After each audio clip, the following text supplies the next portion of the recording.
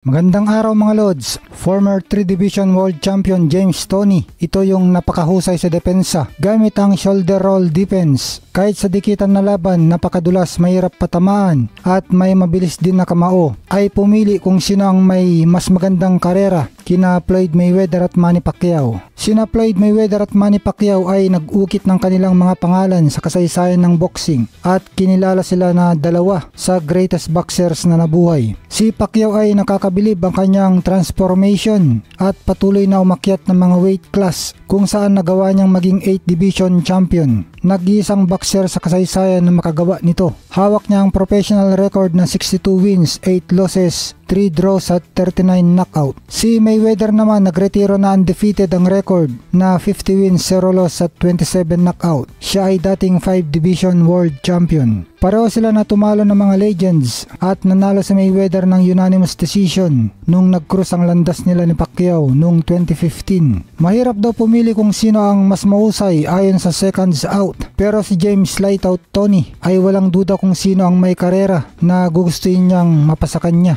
At ang pinili ni James Toney ay si Manny Pacquiao. Pareho daw sila Floyd at Pacman na lumaban ng mga great fighters. Pero ang kalamangan daw ng Pinoy icon ay nilabanan daw nito ang lahat ng great fighters sa kanilang prime. Samantalang si Floyd ay hinintay muna niyang mawala sa kasagsagan ang mga great fighters bago niya nilabanan. Siyempre parehas daw sila na Hall of Fame ang karera. Si Mayweather nagretiro sa professional boxing noong 2017 pagkatapos niyang talunin ang MMA champion na si Conor McGregor. Si Pacquiao naman bumalik sa aksyon para hamunin ang 16 years old na mas bata sa kanya at current world champion na si Mario Barrios nito lang nakaraang buwan at tablang kinalabasan ng bakbakan nila. At ipinakita ni Pacquiao na kaya pa niyang lumaban sa championship level at gusto pa ni Pacman ay pagpatuloy ang boxing sa edad na 46 years old at tinatarget sina WBA champion Rolly Romero at WBA super lightweight champion Gervonta Davis. Samantala, Filipino boxing legend Manny Pacquiao pumasok sa latest welterweight ranking ng The Ring. Nasa number 9 spot siya. Sa edad na 46 years old,